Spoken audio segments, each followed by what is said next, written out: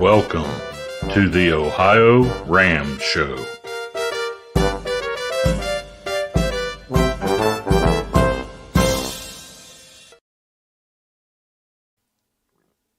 Well, hello everyone. This is Jim Lawyer here, and you're watching another live version of the OhioRAAM Show. And we've got my co-heart here, Lee Kreider. How are you doing tonight, Lee? Muted, Lee. I'm barely. Well, the reason I was muted is I was sneezing right before we went on the air. Oh, gotcha. And that tells the story of me. There you go. The trees are, flowering trees are out here. Dayton prouds itself in flowering trees. They got lots of them. And that just absolutely plugged me up today. So Definitely. Jim's going to take care of the body of the show around here as soon as I get settled. Hopefully I'll last till then, Jim. I'm sure you will. It'd be great. Well, help. we'll give it a try anyhow. There you go. Be ready to jump in at a moment's notice. Always here, man. Except when I'm at work, unfortunately. Yeah. Well, I'm glad you're here tonight. Definitely. We need you. This comes to you because of the wonderful people who run all the time stations here in Ohio, the Race Across America time stations, 41 in Oxford, Ohio, 42 in Blanchester, 43 in Chillicothe. Yay. And, well, we're still working on some more, but who knows? Who knows? We're Maybe, yet to be determined. Maybe no. It'll be a surprise if it is. Yeah. And so that's the reason why you see me from the back, because I got puffy eyes and red nose and looks like you were out partying with all your cycling friends. I just feel terrible. I have to say, I got some little blue pills here. I'm going to take. But I didn't want to take them before we started the show. There you go, the red pill or the blue pill? Yeah, it's the blue one, nighty night pill. There you go. Thank you for following Facebook, those of you who do. Thank you for subscribing on YouTube, and all those of you who ring that bell. Definitely. We appreciate that, and we think every week there are people joining. We hope that those of you out here who are interested in ultra cycling would come join your friends who are following us on Facebook and YouTube. And you can chat with our guests tonight. Mm-hmm. How do we do that, Jim? Basically, just jump on there on either platform and put your comment in and ask your question. Or if you don't have a question, put where you're watching from and let us know you're out there. And it'll look just like that. We can pull you up regardless of Facebook or YouTube. And so this is a way you can talk with our guests and comment regarding them. Definitely. Let me go over just a few little things coming up. Matt Geis this week is going to be doing an Ohio West East WUCA challenge. Definitely. We're going to be following him. Lisa Barclay, one of his crew members, is going to be providing us with video. We've been chatting with Phil Fox, who's going to be circumnavigating Lake Erie. Mm-hmm. You have any idea how far that is, Jim? I was going to try. No, I don't, unfortunately. Like I said, I've been lacking time to do the important things in life, like OhioRAAM. So hopefully it'll get better. I had friends that got a sailboat on Lake Erie. It was a nice one, 3 cabins. Wow. I sailed with them some. And the wife went to Chesapeake Bay to take a sailing school. They thought if they're going to have a sailboat, they don't know how to do it. Mm-hmm. And they said, well, where in Ohio can you sail? And she said, I want to tell you that Lake Erie is twice the size of Chesapeake Bay. So we got a lot of good sailing, but Chesapeake Bay is an interesting feature, and hopefully we'll be able to cover Phil Fox. Definitely. And we're also continuing to follow Kelly Wiggin, Joanna Sharp, and from New Zealand, and Lam Do, who are getting themselves ready for Paris-Brest Paris, and we want to highlight that this year. Definitely. Next week, let's see. I got a little video here. I think maybe if I can find it. Now you're even here, and I have trouble finding stuff. Oh no, you got it. It's third one down. Sandy Earle is our guest next week. This is her in Big Bend climbing on her recumbent. That's amazing. She's the only recumbent in the Race Across America. I think there's one in RAAM, but she's quite quite a great supporter of the show. We love Sandy dearly, and she'll be with us next week. So Excellent. That said, let's get rid of that. Yeah, you got it. And let's bring out our guests. All right, here we go. Get them in the right spot. Get them up there and There get we them go. highlighted. Hey, all right, we've Jeff got and Jen, how are you guys tonight? Good. How are you? Doing great. Well, Glad to have you here. You already heard my story of woe, but we'll go into that. I'm going to talk to Jen a little bit, and then I'm going to go back to Studio B and watch the rest of the show, because I know that I won't make it without a sneeze or something. Jen, 2 questions. I'll put them together. Okay. Tell me a little bit about how you managed to cover the race across America as a part of a crew, and a little bit about your own photography. Let me say quite quickly, I'll get it in before I might leave. We do have a link to Jen's photography website in the show notes, OhioRAAMshow.com. You can find them there. Tell us a little bit about what you're going to be doing with your coverage this year. Okay. So 2017 was my first year going all the way across with RAAM, and I was the crew chief of Media 2, which covers the teams. Mm-hmm. I cover the teams because when I'm in Oceanside, it's my job to take all of those great team portraits and rider portraits and crew portraits before everybody starts. So I have to be there through the team check-in and get all the teams' photos taken at the start. And then typically there's 3 media crews that will go across. Media 1 leaves when the solos leave. Media 2 leaves when the teams leave Oceanside, and Media 3 covers the raw finish line area, typically all the way from Monument Valley through Wolf Creek, because by that point when raw is finishing, there's some RAAM riders coming through and they'll be making it over Wolf Creek. So and Media 1 will typically be a little out a little further with the lead solos, and we won't be there quite yet because we just left Oceanside. So that's how we end up covering everything. And each media crew typically has a driver, a videographer, and a photographer. You're muted, Lee. Yeah. On the show notes, I put a link to your Facebook page, the Race Across America Facebook page. In the past, Vic has told us that's the best place to see what you are producing as far as coverage of the race. Yes. We're posting to Facebook usually throughout the whole race, multiple times a day, giving updates on both the status of the race, the different races that are happening within the race, and about stories that people can't necessarily see from the blue dots going across the country on the live tracking. Things like what's going on with crew or what might have happened on the side of the road when we were there with our cameras. So sometimes it's a little bit about what the riders are eating or how they're feeling, or how the teams are getting along and how crews are getting along, and whether they're having a whole lot of fun or some challenges. There's going to be a lot. What have you found out is your biggest challenge covering this big of a race?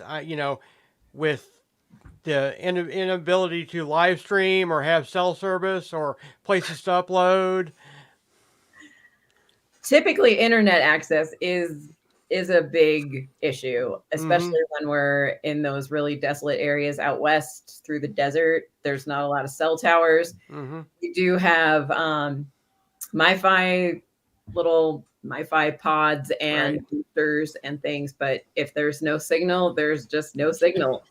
So we'll sometimes do a little extended time in a hotel where we have some decent Wi-Fi and get a few things both scheduled to go out and posted, and then I guess the other thing is just that even with 3 media crews, it's a race that spreads out over multiple states within just a few days, and we can't be in all those places at once. We do try to keep in touch with crews and crew chiefs and have them, send us some stuff, or we'll call them and have a little chat and see how things are going with different teams. But it is definitely hard to cover once we're across 5 or 6 states. This isn't so much a question as a comment, but I'm a duffer as a video editor and photo editor, but I have enough trouble doing this, sitting still in front of all this stuff I have in front of me here, all this equipment. For you guys to do this with a laptop on your lap, actually, bouncing down the road, absolutely blows my mind. I don't see how it's done. Well, we have some very talented folks that they hire as drivers, first of all, and they keep us on the road, and they do a very good job of driving while cognizant of the fact that we're buried in our computers as the videographer and the photographer. We also just come with the knowledge that we need to keep our equipment somewhat small. We know we're going to be working in a car seat, and there's not a lot of space to spread out. So keeping a very small footprint, and also just getting things done quickly so that we can get back to shooting new content. Gotcha. Now I know the race crews, etc., have issues with sleep deprivation, etc. How do you guys on the media crews handle that? Hotels. Oh, okay. We don't typically get a ton of night shots. I mean, we get enough to show that yes, the race is going on 24/7 throughout the time that's allotted to the racers, but we don't focus so much on the night part of the racing. And because we're in a car and we're not following a specific rider or specific team, we do have the luxury is a funny word to use in content RAAM, but we have the luxury of getting a hotel room every night, and then figuring out who's where in the morning. And we do kind of get up really early and check the tracking, and then decide, are we going to go forward? Are we going to go back? And we have a van, so we can catch up to bikes pretty quickly. There you go. Dusty, a good friend of the show, what's your favorite part of the course to shoot? Oh gosh. I live in Colorado, and I have to say I love the Highway of Legends. That is such a stunning part of the course. Wolf Creek gets all the attention because it's the highest, but Kuchara Pass and Levada, that area right before Trinidad is just Gotcha. That's my favorite. Excellent. Looks like we lost Lee, unfortunately. Any other thing about the media crews that you want to bring up or talk about real quick? Gosh, I think we kind of covered it. Okay. We get to sleep at night, and you take wonderful pictures and let us know what's going on in the race. It's very well done, by the way. We really appreciate that. Oh, thank you. We Excellent. try our hardest. Oh, you could do a great job. And it's one of those unsung pieces of the RAAM race, I believe, that they don't realize how much work goes into that, as well as some of the behind-the-scenes things like we're going to talk with Jeff about, too. So right. Well, we do have crab cakes at the finish line waiting. Oh, nice. How do we get that at the time station, you know? Well, we have to pay for them, but, Oh, okay. They're there waiting for us in Annapolis at a restaurant. Gotcha. Excellent. All right. Well, we appreciate all the info about the media stuff. Jeff, you're the race director, so to speak, on RAAM? Yes. How did you get involved, or what was your background to become this crazy thing called a race director on such a big race? Well, interesting story. I used to work on Capitol Hill in Washington, D.C. So was good for developing a very thick skin and being able to do things kind of on the fly. But I started getting involved with RAAM back in 2009 Mm-hmm. when I joined a four-person team as a support crew member. That was my first time in Oceanside, my first time being on the race. And then the following year, I crewed for a two-person RAW team. Mm-hmm. And then in 2011, I actually raced a four-person RAW. Excellent. And living in Washington, D.C., that kind of gave me the opportunity to hop up to Annapolis and volunteer at the finish line. Mm-hmm. And I did that for several years, kind of on an annual basis. So I got to know Rick and Fred pretty well. Right. And then when we moved out to Colorado, we would occasionally get together with them. And after one night of getting together, they said, you know what? We have an opening. Do you want a job? Wow. And I guess the rest is history. There you go. Excellent. What are the biggest challenges that you faced, or, besides COVID, that era in the RAAM history, that you face or you're facing this year putting on RAAM?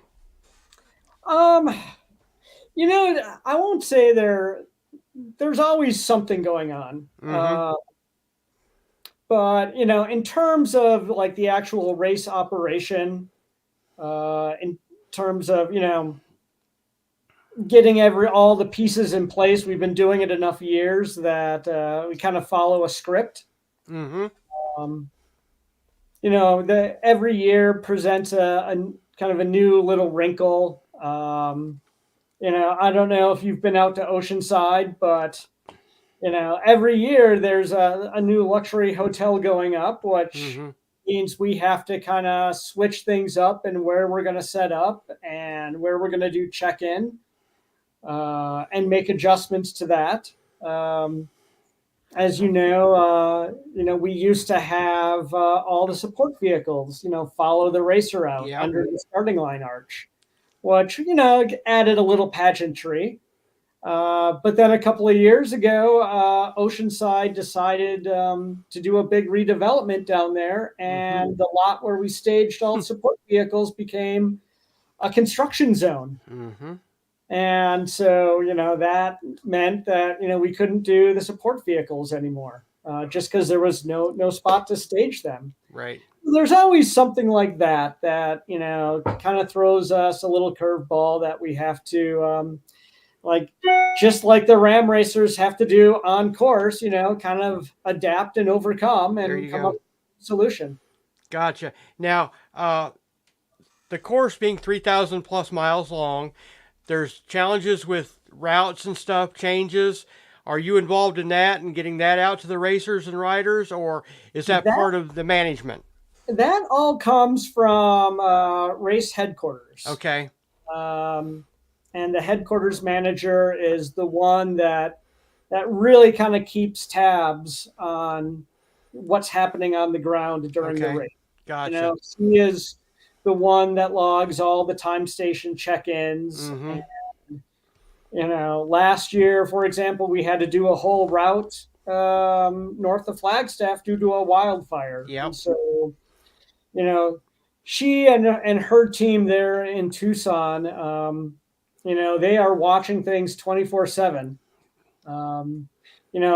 For us, like, I may be on a plane. I'm the lucky guy that gets to fly across the country. Okay, I was just going to ask, do you follow on the ground the racers, or do you get there via plane? You just answered that. That's awesome. Yeah, basically, we finish breaking down the start line after the teams leave on that Saturday. Mm-hmm. Next morning, I'm on a plane out of San Diego flying directly to Baltimore. Gotcha. And I'm there to start setting up the finish line on Tuesday. Wow. Now, is there anything that has to move from the start to the finish, or do you have the equipment and everything, tents, both places? Yeah, we rent all the tenting and supplies like that locally. Gotcha. Rick and Fred will drive the trailer across the country with all of, the merchandise, our local supplies, for example, the start and finish line arch. Right. So they basically just hop on the interstate and drive like bandits until they get to Annapolis. Gotcha. Now, as far as logistics goes, are you involved with making sure all the local authorities and places like that go smoothly, or is that another part of your job? Or we send letters out to every jurisdiction that the race goes through. Fortunately, the vast majority of them don't require any permits, but we send these letters as a courtesy. Right. So all the local authorities know that it's going to come through and roughly when they'll be there. Gotcha. And, as you know, the race could spread out over 5 states or 6 or more. Yep. So the impact on the local communities as they come through is pretty minimal. But we do like to let local authorities know that it is coming through and just to be aware. Gotcha. Now, have you made any improvements to anything for the race this year that you haven't done in the past? Or maybe one of the few benefits that came out of the COVID era was that we were able to really kind of streamline our operation. One of the things we had to do in 2021 was ensure that, no large crowds gathered. Yep. And we decided that we were going to ask everyone to schedule a time to check in. As you know, with most races, people want to get there and get all their materials first thing, and there would be, a line out the door. But then we realized with scheduling the check-ins people didn't have to wait around. We knew who was coming when, and so we could get all of their materials, whether they've ordered extra supplies or extra vehicle signage or extra route books. We could get all of that together. And, they show up on time. We give them everything they need, and they're in and out in about 5 minutes. And for the most part, people love it. They can schedule it, or it's one of the things we ask them to schedule online, so they know their schedule. They know they're not going to be waiting around. They know what they have to bring to check in, and it's become a much smoother process. Gotcha.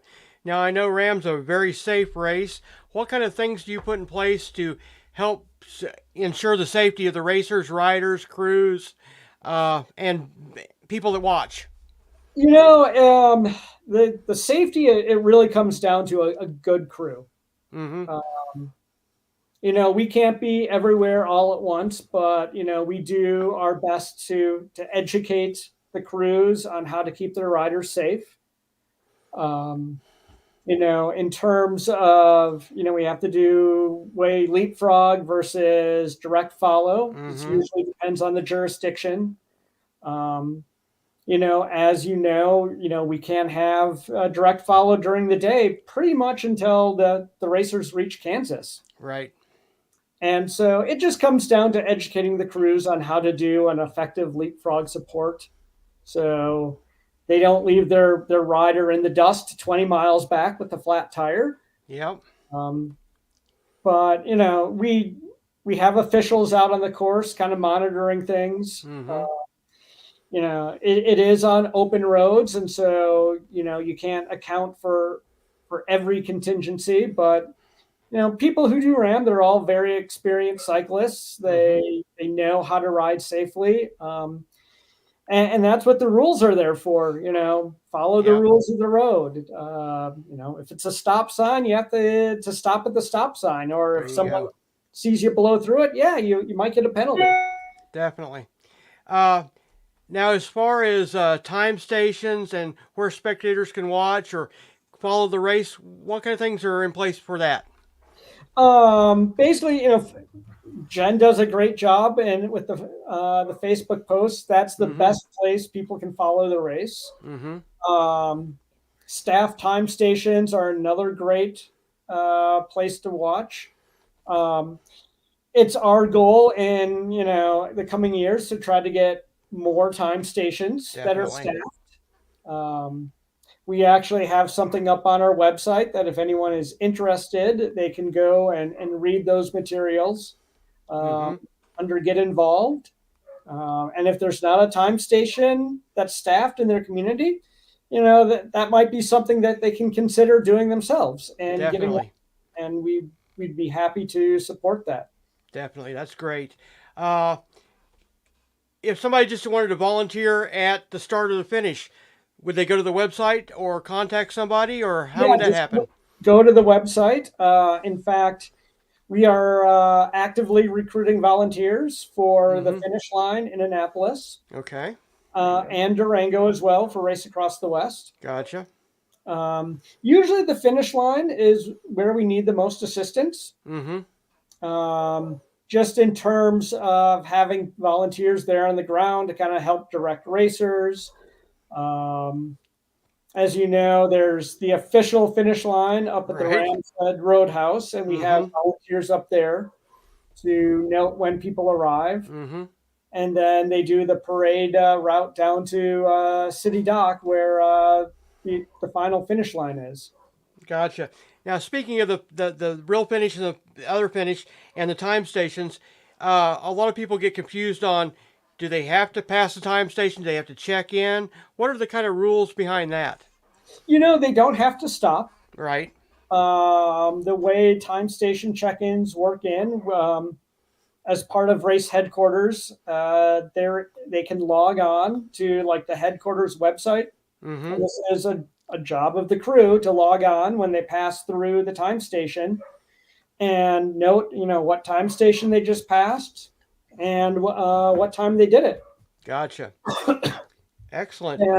And we, you know, as you know, they all have GPS trackers, and so you know, we can go in and verify, you know, that the information they submitted was correct. Gotcha. And that tracking is also available on the RAAM website. There's a link to that dot watching website, so to speak. Yes. Okay. Yep, it is all embedded on the website. Excellent. In your involvement with, you know, race directing, what's the craziest thing you've seen over the years? Anything stand out, or? You know, actually, the one story that I love to tell actually came from when I was a support crew member. I think we were somewhere, might have been even somewhere in Ohio. And we were in a parking lot, and a woman came up to us asking if she could get a ride to Annapolis. She had been a support crew member for another rider. And there was an issue where she could no longer be on that support crew. I understand. I know the story you're talking about. Well, maybe. Yep. What happened was the rider had always kind of carried a torch for her. And, you know, his brain kind of started melting a little bit, and everything came out. And he's like, professed his love to her. And of course she was like, that's not going to happen. But the rest of the crew just said, you know, he doesn't want to ride anymore because he lost the love of his life. Yep. So they said, nope, you got to go. And then they turned around and said, oh, rider, she's waiting for you in Annapolis. Get on your bike and ride. There you go. And you know what? It worked. Exactly. And he got on his bike and he finished it. And afterwards, they never spoke of it again. There you go. Definitely. Was there anything big planned coming up that you guys want to talk about in preparation for? Well, or adjacent to? Yeah, the big thing that, you know, we're always looking ahead. We are introducing a 200-mile race to the 508 this year. It's called the Motherlode 200. Registration is open for it now. And the links will be on our show notes. Yeah, we've extended the early bird pricing for that 200-mile race until May 15th. So if people are interested in getting on the roster, I would say do it right away. Gotcha. We also have the 612 24-hour World Time Trial Championships coming up in November. There is still some space available, but it's going quickly. Gotcha, in fact, as we were sitting here, I just saw another registration pop in. Outstanding. So again, yeah, if people want to race this year, now is the time to register. Gotcha. Because once it sells out, and it will definitely sell out. We've had people, on a waiting list, 60 or 70 people deep. Right. Gotcha. So do it early and get your spot. Yes. Definitely. I thought of one more question for Jen. Do you guys need more volunteers or any help with media crews or anything like that? Or if someone's interested, who would they contact? If someone's interested in doing media, well, I'm not sure if we need any additional people this year. I don't know what the status of that is, but Vic Armijo is the RAAM media director. Gotcha. So he's the one that contracts with all of us. And yeah, he's the guy to contact, and he is Vic at raceacrossamerica.org, VIC at raceacrossamerica.org. Excellent. Thank you very much. And well, I thank you both. Is there anything else you want to talk about, or any other comments or questions or anything like that for our viewers? Well, I did see that Sandy had a question about where the best crab cakes in Annapolis are. There you go. Yes. You're going to be ready to eat some crab cakes. Definitely. And I would say Federal House. And if it's too late for Federal House, then hit up Chick and Ruth's Deli. Nice. You heard it here. Excellent. But they also serve a 6-pound milkshake, which is great for after RAAM. Definitely. Well, we really appreciate you guys joining us on the OhioRAAM show, and we're sorry Lee couldn't be here for the whole thing, but he's backstage doing other things right now. We got one more comment. Let me see who it is. There we go. We got another Dusty comment. Thank you, Dusty. Oh, yes. Thanks. And we appreciate all of our viewers out there tonight. And we look forward to seeing you all come race time. And it's getting closer and closer. I'll get Greg in here and we'll get out of here. We appreciate y'all. Thank you very much for watching tonight. This is Gregory Zuber, thanking you for watching and sharing.